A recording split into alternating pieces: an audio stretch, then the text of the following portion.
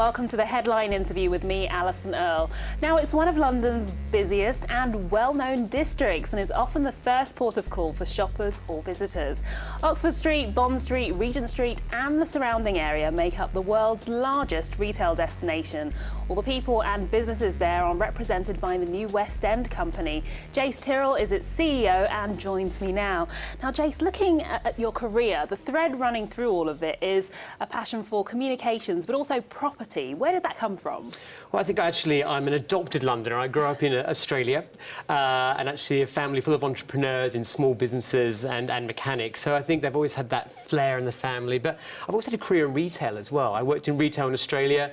When I arrived in London, I actually worked for Harrods and Austin Reed, then obviously getting into new West End company. So I think literally from the shop floor right through to now running the company that represents all these businesses in the retail heartland of London has been that thread right through my career to date. You did study journalism, though, and communications. Was there ever something in there that thought, maybe I could be a journalist?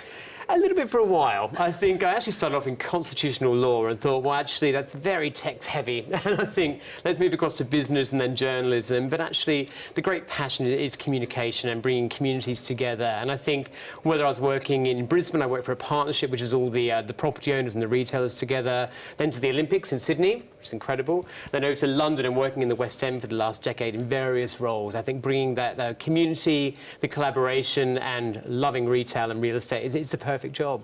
And what brought you to London in the first place? What was it that made you make such a big leap? Well, I think I was born in England, and our family is quite English still, and actually my sister was the first born in Australia. So I think when I finished university, I sort of scratched my head and thought, well, where do I want to spend the next couple of decades? Where do I want to go? Almost that gap year where a lot of Australians come out after university and they spend some time in Europe. And I was in London. A lot of my friends actually went back after 2 years because they didn't have the passports to stay. But I thought, this is a city I want to be in. It's so connected, whether it's part of Europe, whether you're part of North America, whether you can go to Africa. This is an incredible melting pot of cultures and people, and we are the retail heart of this great global city. So I didn't really want to go back to the sun and the beaches of the Gold Coast. I really want to make my home here in London, and working in the West End, it is the perfect combination and perfect job for that. So then when you came to London in the early noughties, was the West End somewhere you spent a lot of time? Was it somewhere you did a lot of shopping? Absolutely. In fact, my first place I lived was on Brewer Street, which is just off Soho, just off Oxford Street. So I was very fortunate that I could walk to work every day, past the shops and the businesses that I was representing, and straight into the office there on the top of Regent Street. So I've had a great history, both personal, living in the West End for the last decade, and also representing the businesses there. I did have to move out west recently, though, so a bit bigger. And I don't mind the commute because Crossrail is coming. Crossrail is going to be incredible for central London. I'll be able to get from Ealing Broadway into Bond Street in about 15 to 18 minutes, which would be fantastic. We're all looking forward to Crossrail. Yeah. Now, your first job at the new West End company was in 2003 when you became Director of Communications. What are the big differences between what you were working on there and how the area was to, I suppose, the challenges now? Well, I think, yeah, this is almost a decade ago, and actually then we were trying to bring together these 25 shopping streets, which are anchored on Bond, Oxford and Regent Street. I think back then there was no social media. There was no Twitter, there was no Facebook. We obviously wanted to communicate with our customers and keep them shopping in the West End. So we had to think about different ways of communication. And also the organisation I worked for is something called a Business Improvement District. We were one of the first in the country to be established. There's now 200 organisations like us in city centres and towns all around the UK and about 40 in London. So it's really evolved as a model where businesses come together in their local area and look at really on-the-ground initiatives to really help economic development and areas thrive. So I think the challenges were very different back then. I think then, though, we still had issues of congestion. We still had too much traffic and not enough space for our shoppers. And I think retail has gone through an incredible journey in the last decade. Think about the way that we used to buy stuff, the way that we used to shop, the way customers wanted an experience in retail. Retailers have to adapt and the destinations they serve have to adapt. So there's been a huge change in the industry, and not just here in London, around the world. You see these big city centres, whether it's New York, it's Paris, Shanghai, Sydney or London, that these areas are changing, customers are changing and the retailers are adapting as well. What are your highlights from that part of your experience with the company? Are there sort of standout moments you remember? I think a couple of big highlights. I think we staged the biggest and first traffic-free shopping event in the West End. This was sort of 2005-6 time, and we took all the traffic out Oxford Street and Regent Street. Never been done before.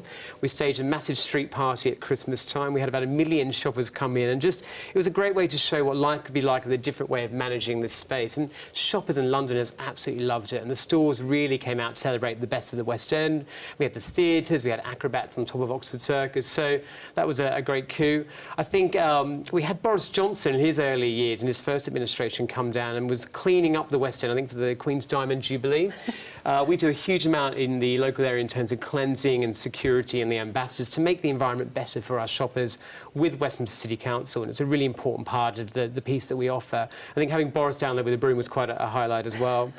And I think the other area is on employment. We do a lot to get a lot of locals in Westminster, in the local area, into jobs into our retailers and to our hotels. And we started this initiative a few years ago, and I think now we're almost 400 people that we've helped put into employment in our stores and our hotels. And also, they may start on the shop floor, but they have an incredible journey where they can go into visual merchandising or other parts of retail management. I think that's a really great thing that we offer as the business community of the area as well. You did move briefly away from the new West End company for a year, I believe, when you joined City and Westminster Property Associations. What brought you back, though? I think, well, I wanted to go and run a company properly for a year or two, and that was going over to the City and Westminster Property Association, and that was all the owners, the investors and the advisors of real estate in central London, so all of the City of London and all of Westminster. It was great actually to get over to the city and see how they approach their public spaces, their approach to the community, to the sort of businesses they attract, to the sort of visitors they attract as well.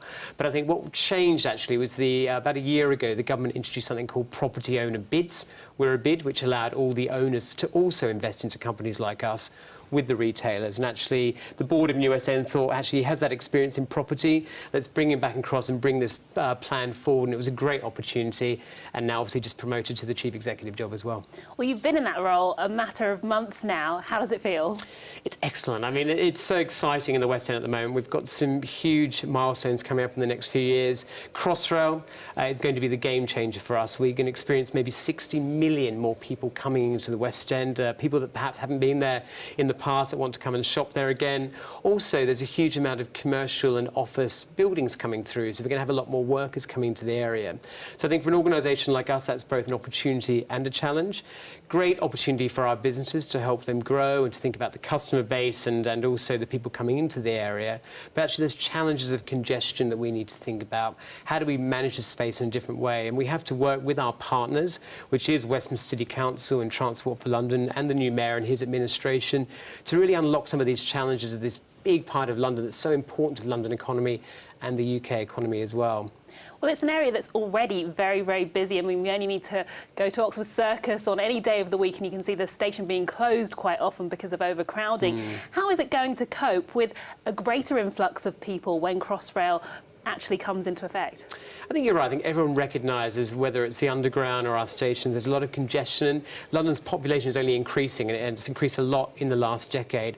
What Crossrail allows us to do, though, is really think about those other two stations, which is going to take a lot more people coming through them. So actually, what you'll see is people starting to use the West End and the public transport in a different way. People perhaps not just staying on the main shopping streets, but moving in and around the streets. And I think, you know, there's some fantastic retailers and restaurants and offices just off the main shopping streets. So Crossrail will allow us to move people around in a different way and people will access the stations in a different way. But what's really important is we get the signage right, we get the mix of the businesses right, that we introduce things like Wi-Fi into the West End, which allows people to access information in real time. So these environmental pieces and the management of these public spaces are really important, and we all have a role to play in that. Are the retailers ready for that extra footfall? I think they're thinking about it. I mean, it's a number of meetings in the last couple of months where actually I think it's finally, you know, catching on. This is a huge opportunity for them. So they're thinking about their buildings, thinking about the sort of products they're going to have, thinking about their entrances and exits. So I think in the next couple of years, you're going to see quite a lot of change into the way the retailers approach their stores in the West End, but also the public spaces. So we work in a partnership called the West End Partnership, which is the public and private sector coming together with the Mayor's Office, with Westminster Council and Transport for London, we bring all the businesses together, and actually we're thinking about these big questions. How can we improve the public realm? How can we improve the access? How can we work with the businesses to think about their buildings? What do customers want from this part of London in the future and for the next decade and beyond? So I think as a Londoner, you're going to see quite a lot of change in the next few years getting ready for Crossrail. And where do you see the pinch points in the West End? Will it be at Oxford Circus, which is, as you said, already quite congested? I think we're going to see some movement into different areas. So I think there's going to be a move to East Oxford Street, if you like, so the area around Tottenham Court Road. Huge station there, and you're going to have access both north, south, east and west into Covent Garden, into Midtown, into Oxford Street. You've got some fantastic restaurants and businesses just north of Oxford Street there into Fitzrovia. I think actually the other opportunity is down by the Bond Street Crossrail station. Fantastic link there into the top bit of Mayfair, into Regent Street, so customers can access that very easily, and also north of Oxford Street. So I think we've all got to change our view of the West End. There isn't these three linear streets, Bond, Oxford and Regent Street. They really become the thread and the anchor that creates a much bigger leisure and shopping district, that we are the anchor in the heart of all of that. OK, well, we're going to take a short break now, but stay with us. We'll be back in a few minutes.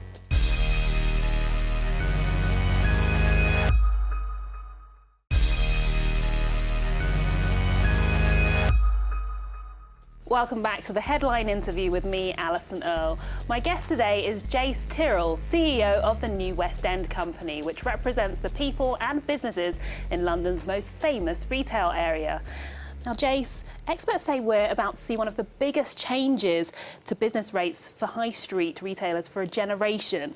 West End will be hit quite hard. What's the mood amongst retailers about this? I think there is a genuine concern at the moment in the retail community, not just in the West End, but up and down the country. There's a lot of costs being put on retailers. So whether it is the business rates, whether it's the new levies that the government's putting on, whether it's things like living wage, these are all, retailers play their part contributing to that. But actually, there's quite a lot of costs being put on, and perhaps not as profitable as retailers once were.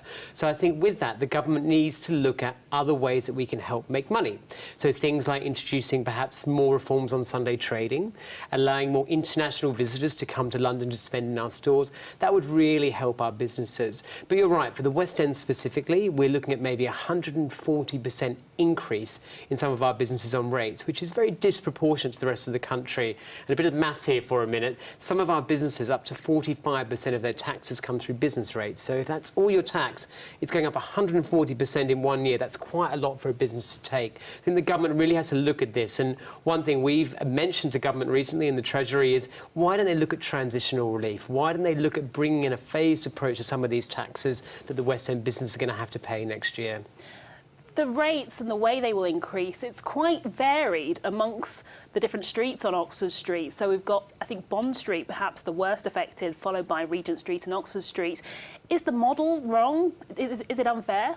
Fundamentally, the model's wrong. I mean, this model's been around for hundreds of years in terms of the collection of the rates. We haven't had a proper revaluation for about 9 years because we had a freeze for a while. So I think what retailers would like is more certainty. So perhaps more regular reviews. Maybe it's linked to profitability in terms of how their turnover.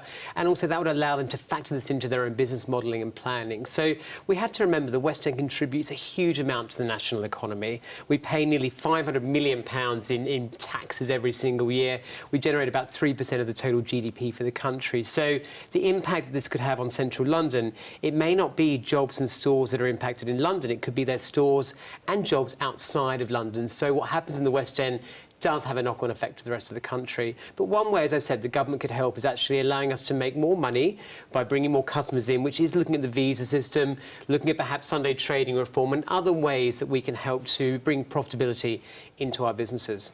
Well, something else coming in the future is the ultra-low emission zone. Oxford Street is often described as one of the most polluted roads in England or even in Europe. Yes. How high is this on the priority list in your company? Top of our list. I mean, we've known for a long time we've got an issue of congestion, and with that comes very poor air quality. And this isn't just an Oxford Street issue. This is a central London issue that we need to grab. I'm pleased that the Mayor announced, I think in day 3 of his administration, the new Mayor, Sadiq Khan, that he's going to look at air quality. We would like to see the ultra-low emission zone brought forward even earlier, by 2018. We would like to look at ways to reduce the amount of traffic in the West End. That's across Bond, Oxford and Regent Street. We want to create an environment that obviously is less less polluted, but also more space for our shoppers and people as well. One really small initiative that we've been bringing through, which all helps to alleviate some of the issue of congestion and air quality, is on Bond Street. We used to have 52 providers of people picking up the rubbish every day. Working with our teams and the businesses, we've reduced that to 2 providers now, so a lot less traffic on the street, which obviously is better air quality both for our shoppers and also for our staff and employees that work on Bond Street as well. There's been lots of creative suggestions put forward as to how you can have less delivery vans, which obviously create a little bit of pollution there, as well as the buses and the taxis, things like drones dropping in stock. Are these things far-fetched? Not at all. I think you've got to think technology is moving on, the way we deliver, the way we service our businesses is moving on as well. And we need some real innovation in the way we do this, and perhaps looking at other cities around the world.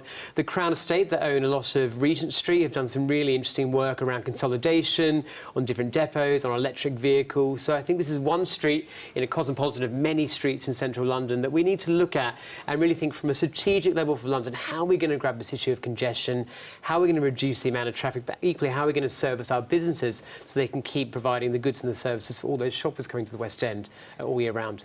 And the Oxford Street area constantly breaches EU pollution limits, perhaps even in the first 4 days of the year, we were hearing. Are we going to be in breach? Are we going to be prosecuted perhaps by the EU potentially if this keeps going on? Yes, is a short answer. I mean, we are breaching EU regulations on this area. I think the government, the mayor, the local authority, everyone's very aware that we've got a problem of air quality and congestion. The good news is, through the West End Partnership, we are looking at solutions, Transport for London, Westminster Council, with the mayor. How can they reduce the amount of traffic? Business has a role to play there. We have to look at our freight and waste deliveries. We have to look at the way we use our buildings more sustainably in terms of traffic coming in.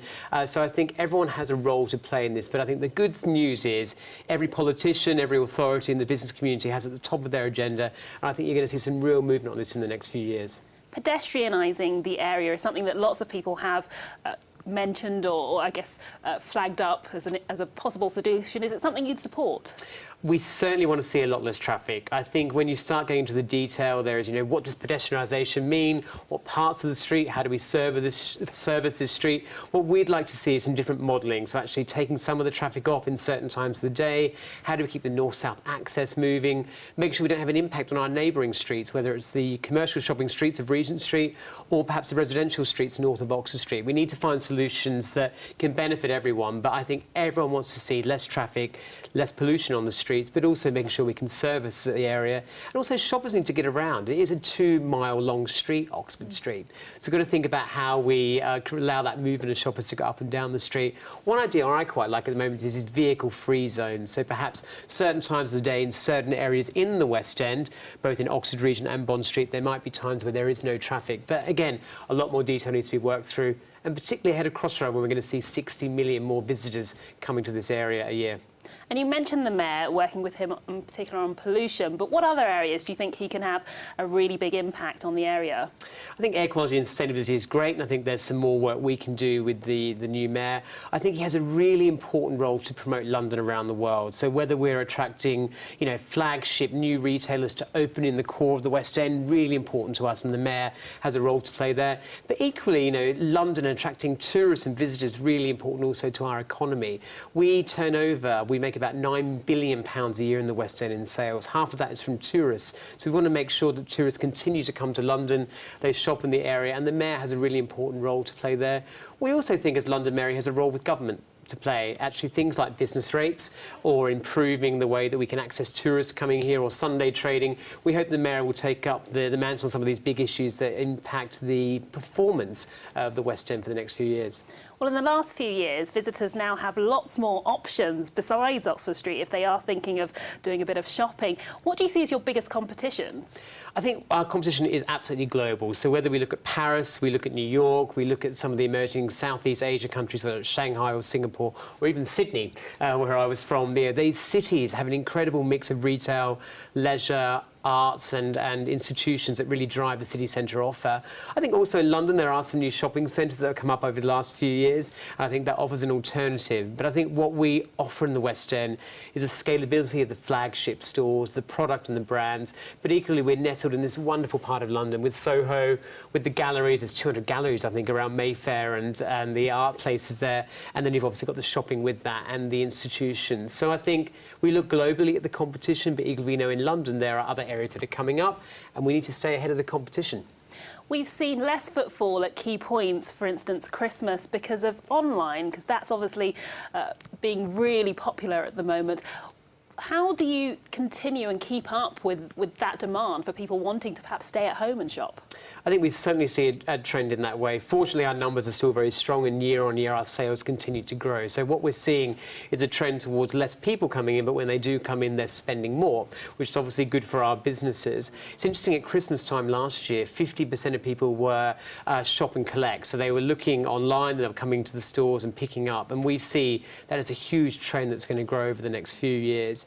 But also what you're seeing on the stores on Bond, Oxford and Regent Street, it's very much, it's a brand presence. So when they open their stores, and it was Michael Kors last week on Regent Street, these are big global statement pieces that want to have something about their brand as much about the products they're selling. So whether it is Primark to Prada, which is the breadth of retailers that we have in the West End, they all want to say something about their brand, but also the way their customers want to experience their brand also, which is great for the West End. And do you think those scenes where we have people sort of queuing for almost overnight outside particular shops to grab those bargains, do you think that's a thing of the past because of the way shopping trends are changing? I think we'll always have a bit of that. I mean, I've been coming down to Oxford Street in the West End on Boxing Day for many years, and although the crowds change and now it's probably a bit more international than our Londoners, certainly there's the thrust of that people love on Boxing Day, or even Black Friday, which we've seen as a new phenomenon as well here in the UK in the last couple of years. But I think you're right, generally the trends are changing. I think retailers are going to move into some more evening economy, also more leisure, so you're seeing retailers now opening restaurants, they're opening rooftops, they're opening sometimes cinemas inside they're thinking about. So actually you're getting a morphing of retail and leisure, which means probably the West End is going to be trading a little bit later moving forward. So it's great that we've got the nighttime tube coming through, and great that we just need to start thinking about these areas and what happens in the evening as much as the daytime to support the retail economy of the West End. Jace Tyrrell, CEO of the New West End Company, thank you very much. Well, that's all we have time for on the Headline Interviews. Stay with us on London Live, as after the break we'll have the latest news, travel and weather for the capital.